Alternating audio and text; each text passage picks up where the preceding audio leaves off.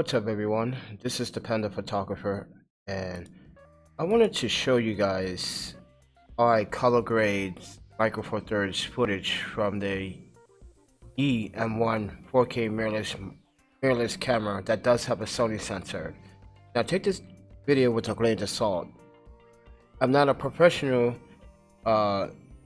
producer or any filmmaker. I am an independent documentarian and I do my own color grading based on how I will see colors. Everyone perceives colors differently, so take that very carefully and with a grain of salt. Now, this came from the EM1 Micro Four Thirds camera. Now, I had plenty of options here, and I was going around playing with the footage and I realized that the input lux, the Phantom Rec 709 gamut, was like a perfect lux for me. But I also tweaked out the exposure, contrast, highlights, shadows, whites and blacks just to emphasize a few things. Then I did make some tweaks in the creative bar in Premiere Pro. So all this is done in Premiere Pro. So, and you can see that my brightness is up by 9.2 because a little bit more brightness would have just would be a little bit too much, and that sharp detail from the video quality would have been just like washed out with the colors, even though it looks really sharp. And if you look 1-to-1 here, that is pretty sharp and clean. I like how these colors are just not too vibrant and not too saturated. So that's what I was going for in all the footage. And I'm sorry this is like a mispronounced oh, sorry guys, I lost the train of thought. Ooh. I decided to just do this video so I can show you guys what kind of hard work I had to go through, then write down each of the settings on a piece of paper or on my iPhone with the f-stop and with the ND stop that I was using. And I had to take all this information I had to take all this information and apply it to some of the footage you have seen. Now, I want you guys to carefully look at my S-curve too. You see how like that's almost 0%. And the same thing goes for this one. You can see a slight S-curve adjustment. And if we look 1-to-1, look how sharp that detail is. And that's from that small little powerful camera that has a Sony sensor, which is called the M1 from Yi Technologies. Look how sharp that is. It's a beautiful camera to do this much. So dynamic range on this camera is pretty what I did not expect it to be. It was flexible, and when I mean flexible, it's like I can push these a little more if I could on the S curve. But you can see on my brightness it's up 15%.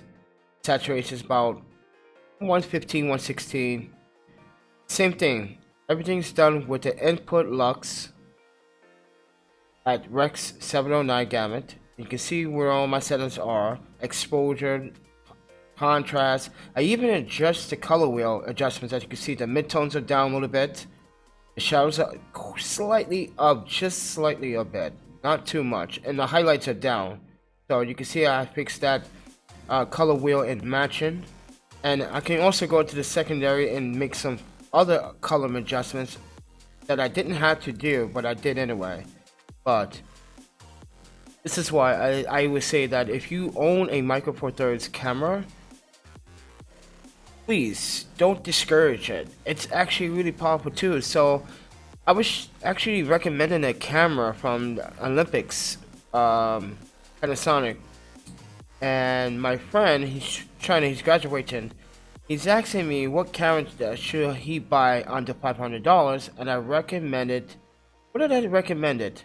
I think I recommended the G7 with the 4K camera, and I said this for him this should be good enough. But it has tons of features. It comes with a lens for $497. I will leave the links down below for later, so you guys can go look at it if you guys want to purchase it. I think it's a brilliant camera. It will do the job.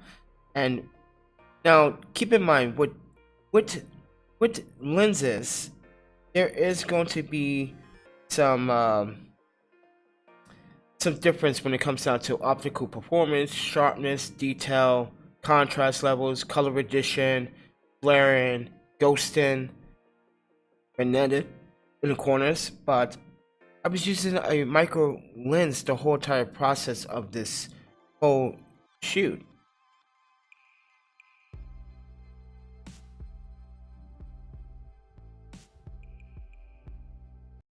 So you guys are wondering how I did that. Alright, so if we zoom in here, I just took clips. And 1, 2 is where that piece of that, you hear that ding, ding, ding, ding. Watch. So that's what I placed it. So little slide clips in there. So you guys are curious about that. But Micro Four Thirds sensors are really good at what they do. I don't listen. As someone that doesn't care about bodies, you can call me a high-end shooter all you want. You can be biased, but for me, like I said before, if you give me a camera, okay, I'm gonna do the job with that camera, no matter regardless of what situation I am in. I'm gonna get some decent and great results from it. Now, Irix lenses, on the other hand, gave me too much respect and said, "Thank you for the footage. We wasn't expecting this." I will do photo micro photography with that lens a little bit later, but I just wanted to show you guys. Let me see what's going on here. Why is this not playing? Back. Okay. So I wanted to just show you guys the process on how I am editing all these clips here. So you take this clip for instance. There's a lot of highlights that were blown out from before. So even though I didn't adjust the highlights, what I did was I used my ND filter at a 4. I believe this was a 4/8 stops. 6 stops. Sorry, 6 stops. 6 stops. And I don't. Oh God, I don't have my piece of paper with me. I had all the notes that I wrote down for Saturday. So this was all recorded Saturday morning, edited Saturday afternoon, uploaded Saturday evening. So I got all this done, and that's a lot of hard work. And here's my thing. I put in a lot of work and a lot of sweat and a lot of tears and a lot of effort into making these videos for you guys. But like I said, I'm not a professional. I don't like to be called a professional. You can call me an enthusiast photographer that has been experienced in filmmaking and photography, marketing, communications, education. This here, to me, I self-taught myself how to color grade. No one else. Okay? No one sat here and said, open a book and told me how to do it. You can do it as well. You can go out there and shoot and color grade. Play around with your footage. Now, it depends on the camera, it depends on the sensor. Yes, it does. Depends how sharp that sensor is and how much detail and dynamic range that camera does hold. But you can still get great results even with an entry level camera and produce some great short films with it. That's how most people got their film career started. So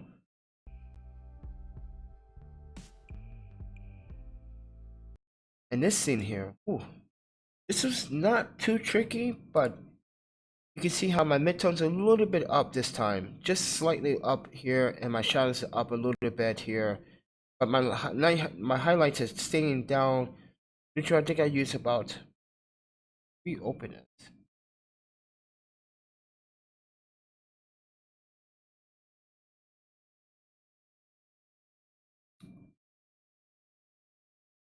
This was 3 stops.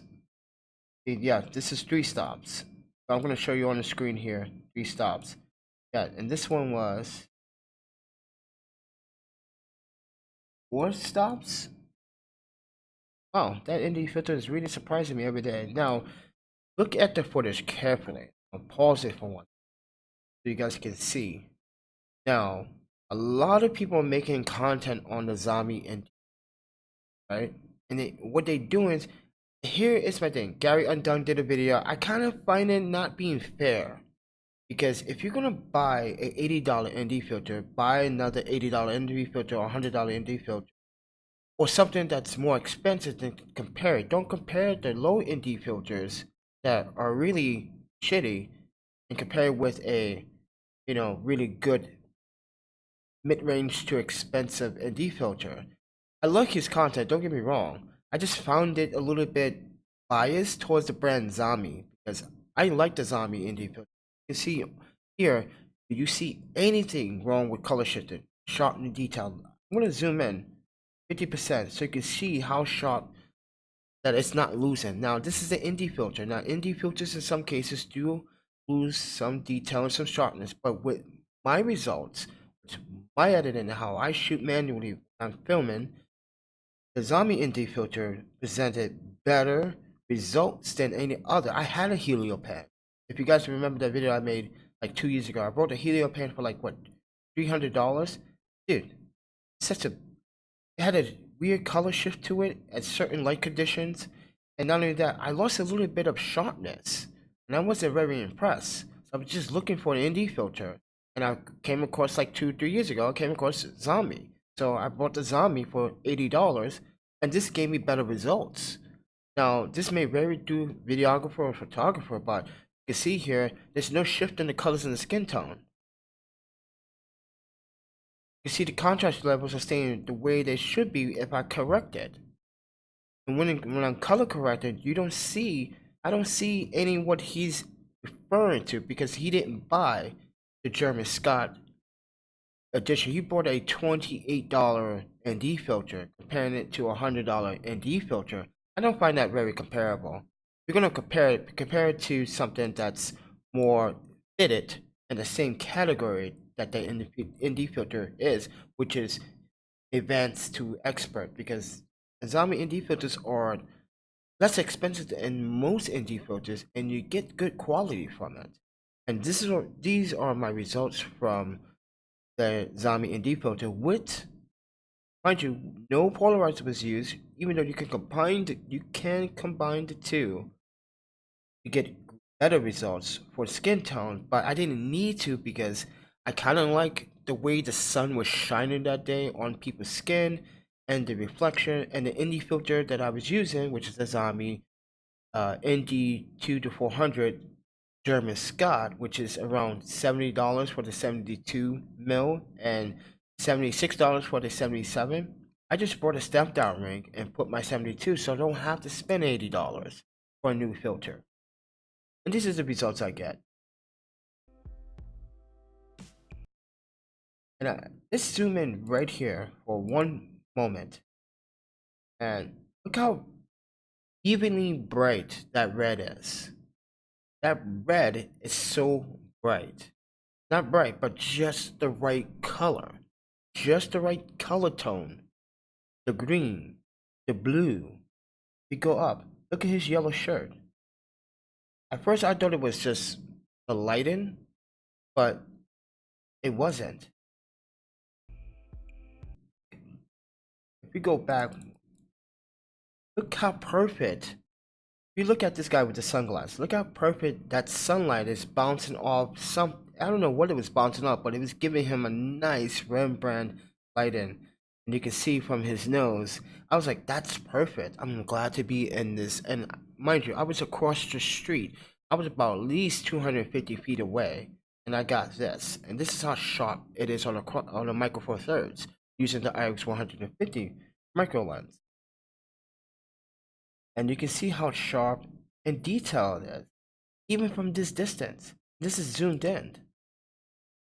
So if you have a micro four thirds camera that shoots 4K, try to be flexible with your footage. Yes, these are MP4s and they're not really meant. I'm not sure what Sony's direction with the video quality for this particular camera was. Like, it doesn't have any lux, it doesn't have any log profile. I just shot it as it is, at ISO 800, which is my base. I like to shoot things at ISO 800 when I'm shooting video. Um, but yeah, it did extremely well, and you can see here at 4 stops, right? And keep in mind, I do have a EOS to Micro Four Thirds adapter. It is not a true aperture. Uh, doesn't truly change your aperture inside your lens. It only change the aperture blades inside the adapter. So technically, I'm still shooting at f4, and technically, it's a false indication that it's not a true adapter. It's not going to change your uh aperture rings blades, the aperture blades inside the lens. Oh man, blacking out there for a second. It's not going to change the aperture blades inside the lens. Okay, so I just wanted to. I know that on a Micro Four Thirds it's going to be around f4, f4.5. So that's perfect. This is the way I like to shoot video in most cases. So I don't like to shoot wide open unless I'm at night. I only shoot wide open at night to get enough light into the sensor. But in this case, like, these are brilliant shots. And it's zooming up here. It's like, you see how harsh that sun was? And you can see that, what, I've stopped, I zoom out. We had 7 stops here. I was at 7 stops. And the downside to the Zombie ND filter is that in a cloudy day, it kind of has a warm shift, color shift, like a slight warm color shift. But that's not bad to me because that's good, because now it gives me some direction. I need to fix that in post, make sure that it's not too warm, not too cool either. So, and it's slight. For some reason, when it was bright sunlight, it didn't actually wanted to do the color shift. So, for instance, like this photo, like this clip here with the boat, I was waiting for a boat. You guys, you're gonna understand how long I was waiting for this boat. I was waiting for any boat to pass by, a speedboat, kayak, but I waited about 40 minutes on top of the hill, on top of the Capitol, waiting for it, and I waited 40 minutes to just get this shot. So YouTube doesn't see that I'm working really harder than most YouTubers, and I don't know why they are decreasing my revenue. And actually, at this time, my revenue dropped 15%, and I've been posting constantly videos, my own work, my production, and I'm losing. But anyway, enough of that said. But you can see where if we zoom in, 550, that's fairly sharp. For a micro lens that now is 300 equivalent at 4.5 or 4 at 4, look how sharp that is. Look how much color I was able to bring out from color grading these these these pieces of footage, even though they are much longer. Right. Oh yeah, I didn't have to do much to this. I like the way it was. All I did was do the S curve, then I did some vibrance and saturation, but no, but as you can see, no input lux at all. I tried the Phantom Rec 709. I did like it, but I was like, it doesn't look natural. It doesn't look realistic. I want something more realistic. What I saw through the camera. This is what I saw through the camera. You can see that's fairly sharp. Look at that. That's brilliant. To me, that's brilliant because I'm actually demonstrating color of the beginning of springtime in the Midwest, which is in Wisconsin, Madison. And I just find the footage that I gather to bring extremely well executed. Because the way I would execute my photos is like I look for composition and I'm looking for things to shoot. And like these kids playing soccer ball. I thought that was a great composition in the background. You can see the tons of hundreds of people at the farmers market. And I guarantee you that in the summertime, and it's, well, beginning of this spring and summertime, that a lot more people are going to be at farmers market, and I was fortunate enough to film some things while on farmers market, because everyone has to go in a circle. You can't go backward, because everyone's going to look at you like, what the hell are you doing? This is farmers market. Everyone goes in one direction. Supposed to go in one direction. That's why you see everyone walking in one direction. Except for this guy here. This guy think he's doing. See this guy right here? Walking in the other direction.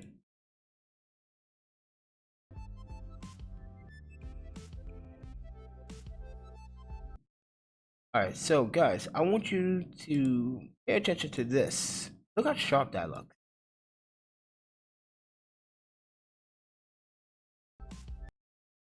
Go back. Right. It's all sharp to the whole entire scene. Except for right there, when he comes into focus, because I'm actually manual focusing. Everything I have done is manual focusing. I didn't set up the focus, I manual focus. Just wanted to show you that how sharp this lens is. With the ND filter at 2 stops, I believe this was at 2 stops. I'm correct. Yeah, 6 stops, sorry, 6 stops. Because there was a bright sun, you can tell. Look at the bokeh. Look at the bokeh in the background. It's beautiful. It's just creamy, and it's separating my subject from the background and from other people. He's the main subject. So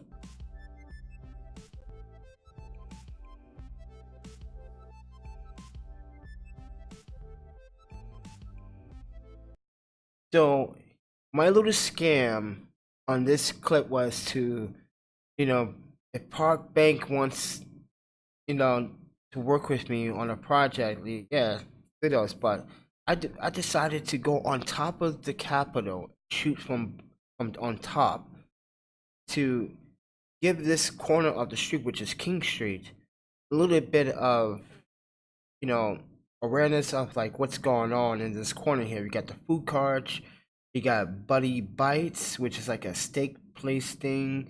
Then you have people walking, sitting, enjoying the weather. It was a really nice Sunday, by the way. It was so beautiful. I was actually wearing shorts. I was wearing white shorts, white shirt, a shirt that says Eat Sleep Photography Repeat. You guys know my motto. And this is what I was getting. And it was just lovely. Now, look at the contrast. I think the contrast fits really well with this scene here. Because you got a lot of blacks, but those blacks are open. You can see the detail. You can see the shadows. I'm not unexposing anything. I'm not trying to, but I didn't decrease the shadows because there's too much shadows. But I just wanted enough contrast, because I fixed that slight S curve here. Some vibrance. The midtones are down quite a bit. The shadows are up a little bit as well on the color match. The highlights are down just a little bit, not too much. You don't see a glare here on top of this blue. This blue, they call that. Ugh, you guys know it, please. I'm brain dead right now. But yeah, canopy. So the blue canopy, it's not giving my lens like some type of weird flare reaction, because if you don't know, shiny objects will bounce off things, will hit your lens, and will give you some type of weird kind of color or like bright sun flare. But this lens has very, very excellent sun flare control and ghosting, so no problems in that department whatsoever.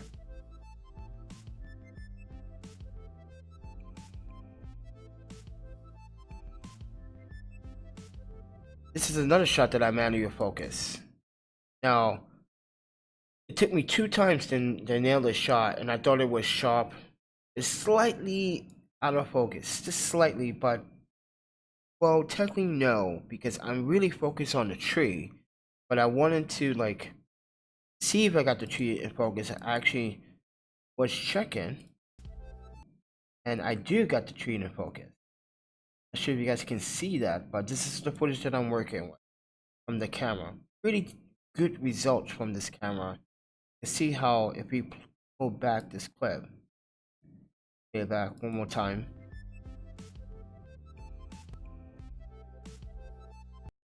Now, have you noticed anything? Let's go back. I noticed two things with the Pateron micro lens. There's not focus. I won't say there's breathing, but there was like slight delay when I'm focusing on something. It's like it's as if it was breathing, but it's still good lens. You see no breathing right there. I demonstrated that for a reason. I wanted to do the focus pull for a reason.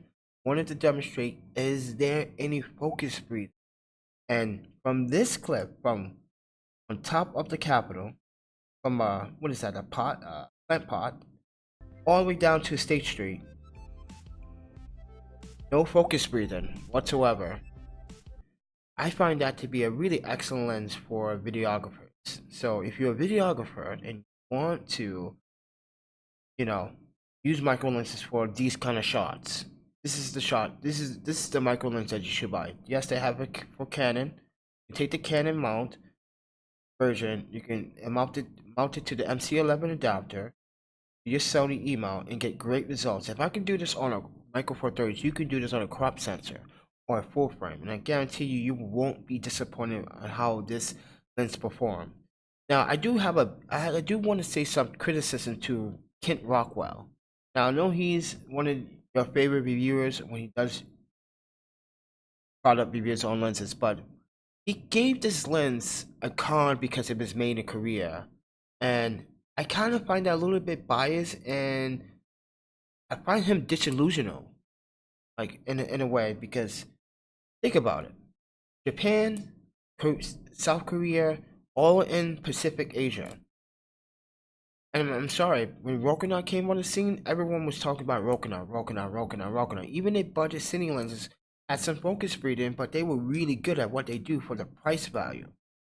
So for him to make a statement about the con was that it was made in Korea, I found that that's bullshit. I'm sorry, Kent Rockwell, but that's bullshit excuse to make that as a con, because everything we own is from the Pacific Asia coast, and I'm from that region. Okay, I lived in that region for a long time. I kind of find that a little bit disrespectful. Say like it because it's made in Korea. What, you don't trust Koreans making products? Come on, I would trust a Korean more than I trust anyone. I trust my Korean friends. I'm not gonna trust Kent Rockwell. I would trust my friends to make me an option than Kent Rockwell. Not saying that I won't listen to a professional. It's like no. I know the product value. I know how much effort goes into building something in South Korea, and the efforts and the sweat and the tears to produce a product and then make it the product really fantastic. If you don't like Samsung phones, LG, Vizio, yes, those are all Korean, by the way. So eat your heart out. All those American TVs that you have in your home are probably made in Korea. Most of them. LG, Vizio, name it. Samyang, yeah. Korea. So in Japan. So therefore, this lens is astonishing, incredible, brilliant, amazing. This one here, I did also the Phantom Rec 709. I did everything with the Phantom 709. Just to let you guys know, I did everything. I know I'm babbling on, but if this was not a planned scheduled live stream, I just wanted to show you guys how much efforts and work I put into doing this for you guys, so you guys can make up your own damn decision on what you should buy. I'm just trying to get that information out to you, so you guys can know that I'm a real world user. I'm using my camera gear in a real world environment. I'm not doing testing, and I'm not Kent Rockwell that just writes up a story. And I'm sorry, but like his final conclusions on this lens, the first 2 paragraphs was about the lens, then the next 8 paragraphs was about ND filters. I'm confused because like, I'm sorry, but like even without an ND filter, I proved that it's still sharp, it's still incredible. And the results from me color grading this footage and taking the time to do it was truly amazing.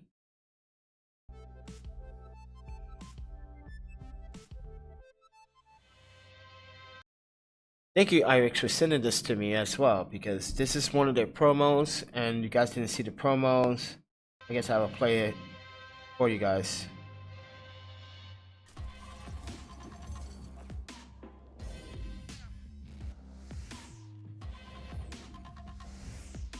"11 rounded aperture blades," and I'll tell you guys, aperture blades on this thing is so circular. Let's go back. Check this out. Go back to scene 2. Look at the bokeh ball in the background. Look at that.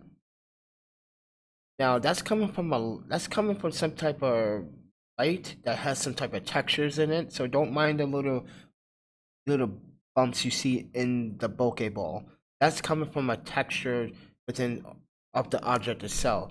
Now I did a test, which one of the footage that I didn't use. Let's see here. 21 bit.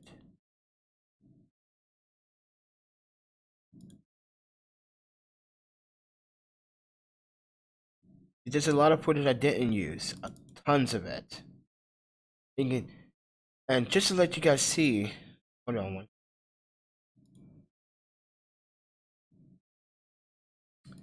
Go back up. I'm sorry guys for delay. Trying to find. This is the pink rose. Here's the white rose. Oh, okay. Now, if you look side by side, you can tell the differences side by side.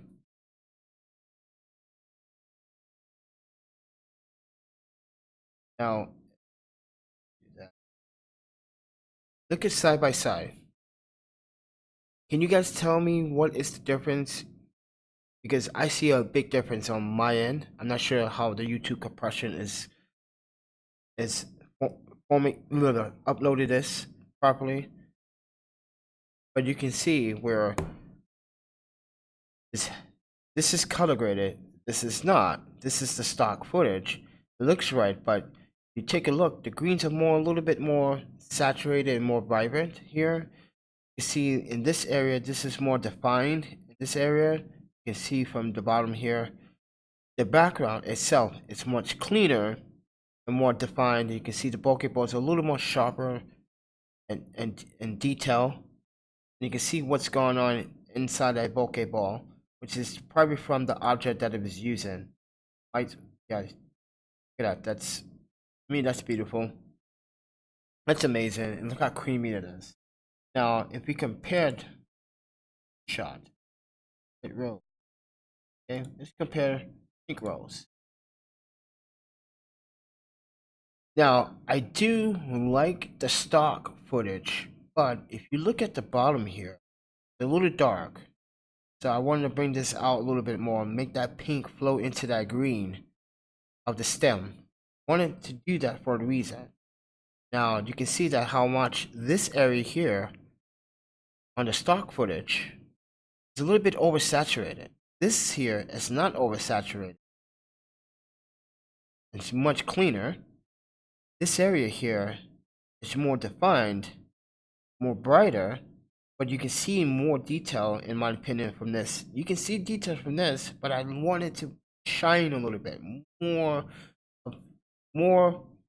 of some sun, which I didn't turn out the highlights too much on that. So highlights you can see is up by 30%. You can see where you look on the bottom here, see right here, dark spaces here, more defined shadows, bringing out the shadows here and the rolls a little bit more better. You see how much this area here is more saturated. This is not saturated, just a perfect pink. I like this hot pink, but I wanted a just nice tone pink. Color tone for this was, I liked how I set this up. So just to give you guys good comparisons here. I should have done this from the start. No, wait, this is 10 and up. You need to pause it right there. Okay, so we're gonna pause it right there. Now, oh wow, that was good timing too. Wow. Yeah, you can see how much color representation here is brought out a little bit more. There's a little bit more contrast, but to me, there's a little bit more correction here. Not too much was done with this particular clip. Not too much. Shadows that brought down a little bit, but I do like the stock footage, but I do also like, uh, I am, this is, the street is a little bit exposed. Like the highlights on the street is exposed, and this is not. You can see how like it's different. And I bring this up. There, boom. You can see where like the street is not too exposed, and the highlights come down just a little bit.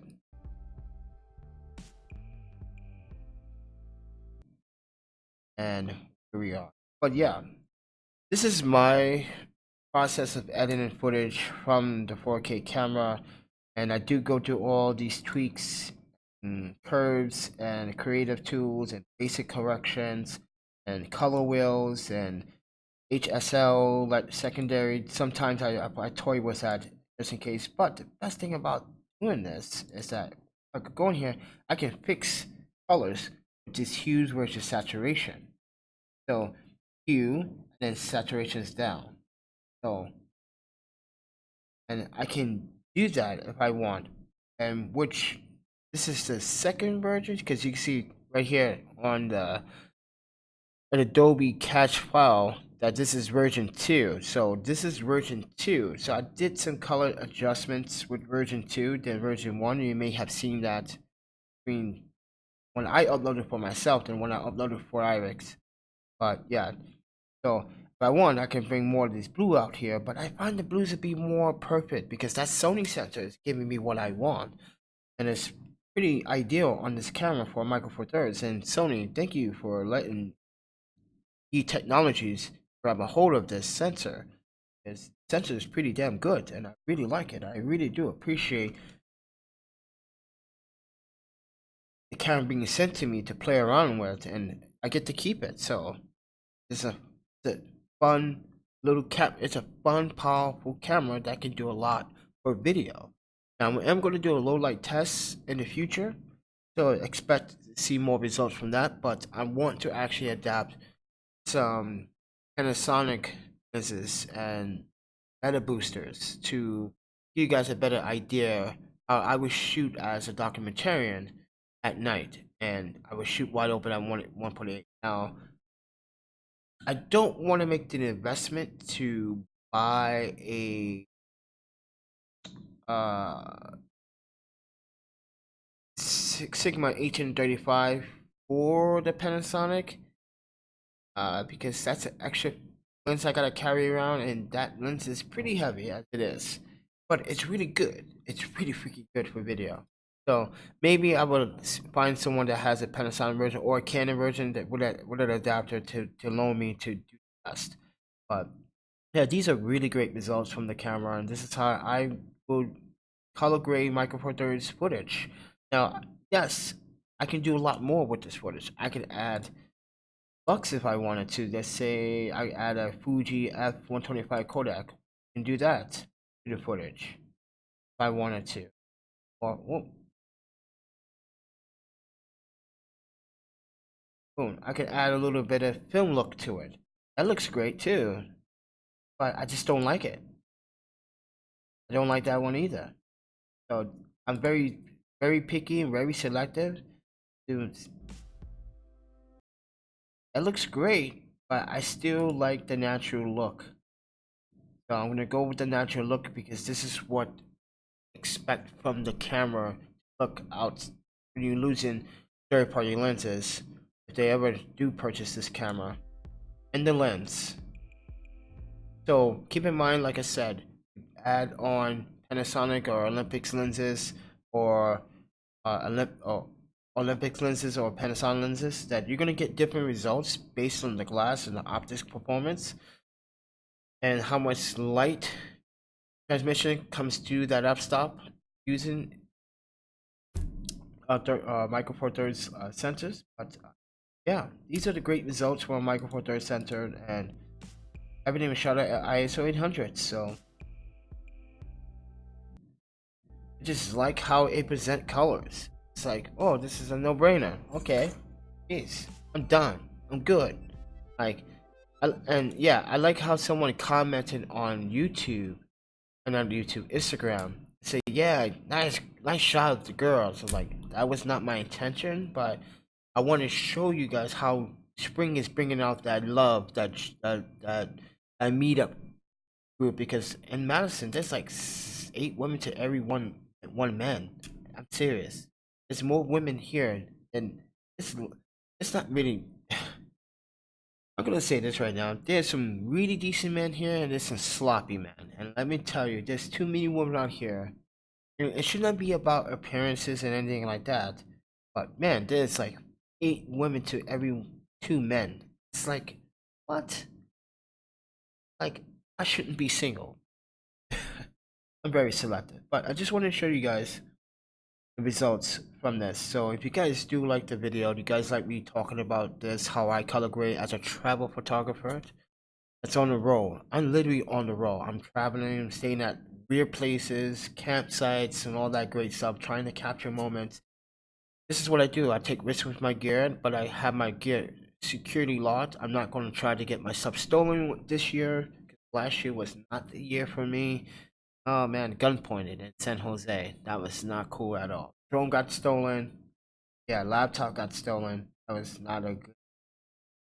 2018 was not a good year, but well, early 2018 was not a good. At the end, well, I could say from July to November was my good months in 2018 for some reason. I think that's my where I shine the most when I make my money as a travel photographer and portrait photographer and videographer and documentarian and freedom of the press, I guess. But this is me, the Panda Photographer. You guys like this sort of videos? You want me to teach you more about how I color grade? Now I can use other animation effects, but which I'm planning to upgrade this video too. I'm planning to add some really cool animations to give it more of a style appearance. But yeah, if you guys like the content, please do share, do like, and I hope that YouTube is sending out notifications this morning, letting people know that I'm live. Because really sick of this, compressing my channel. Because this is really a very important thing for me to grow, and YouTube is not allowing me to grow. YouTube is always there's got to be some type of filter on my channel. YouTube doesn't want to show a certain audience. Really down about that right now. I don't know what is going on with YouTube right now. Not not impressed on the live count today at all. Not impressed. That number is I'm way overdue. But anyway, with that said, everyone, I hope you guys enjoyed the video. Please do share the content. You guys want to support me? There's a PayPal donation link down in the descriptions below. You can support me that way financially. The PayPal, you don't need a PayPal account to donate. But with that said, everyone, eat, sleep, photography, videography, repeat. I will see you guys. You guys take care. Happy shooting.